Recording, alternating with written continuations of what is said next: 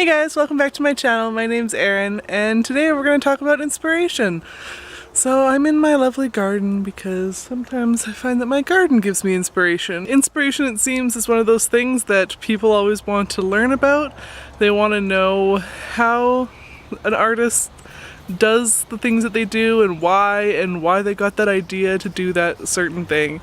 And so, well, let's talk about that a little bit more. I think that talking about inspiration is one of those things where if you don't create, if you're not a person that works in that medium, it's hard to really understand what goes through somebody else's head when they're making things.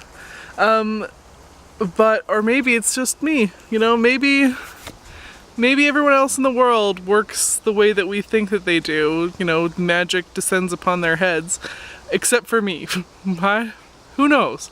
But for me, it isn't so much magic so much as putting in the time and sitting around and doing things. How I pick my subjects might be like a little bit more interesting, but how I pick my subjects seems to be something that I just built years and years and years of experience around. You know, I like painting forests, so I am going to paint them because I find the atmosphere of a forest to be magical and entrancing, and it's not something that you can really capture with a photograph, so I like painting them. I like painting the funky backgrounds because it's literally what comes to me in that second. There is no plan, there's no photo I'm working from. It's all just what is coming to me at that very moment, and it's kind of meditative in that way. Whereas when I paint my realist stuff, then I find a photo that I like. You know, I like the look of that photo. I tend to use Creative Commons images, and I just see if I can recreate it, because it's really hard creating realistic stuff from just your head, because, you know, nature is just so much better than I am. So really, the most important thing that I do to stay inspired is have wind blowing.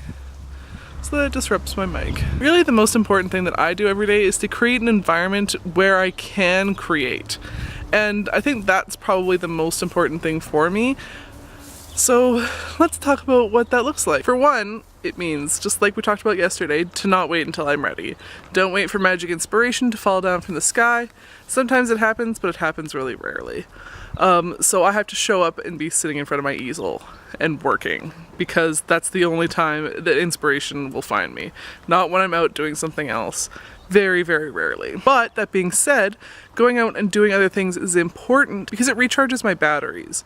You know, it gives me something to work from. It might inspire me in ways that I don't immediately notice. And, you know, being out in nature is one of the best things that I can do, because it really does just give me all my energy back. And the next is to make sure that I'm taking in really positive information. So I'm watching movies that make me feel good. I'm talking to people that make me feel good. So I'm watching the Olympics while I paint because, God, the Olympics are so inspiring and amazing, and I can't get enough of these people who have devoted their entire lives to a small niche little thing, and they're freaking killing it. Oh my God, it is so inspiring. It's great to see them win. I just saw Canada win their 5th gold medal, and it's like, yes, Canada might be a country of ice people, but we can kick ass. And it is really awesome to see, and it just makes me so happy.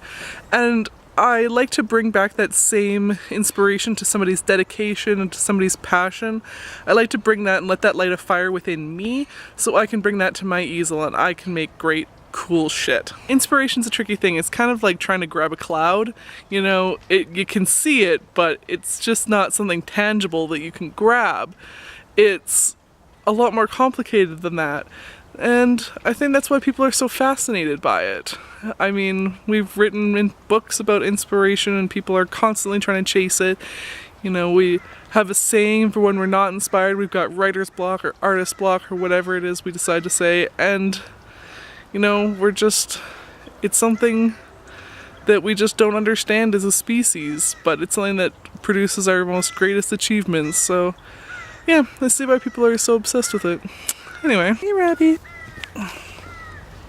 My kitty cat. She likes it when I'm out in the garden with her. So yeah, I hope that you enjoyed that video.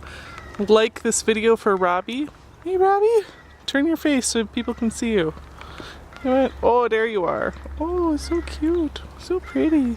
Like this video for Robbie from my little fur face, and let me know if you get inspired and how the process looks for you, because I'm interested to know. I put out a video yesterday where I taught you how to paint an eagle's eye, and so tomorrow we're going to finish off that eagle. So if you're interested in seeing that, why don't you give this a subscribe, give it a like for Robbie, and comment down below.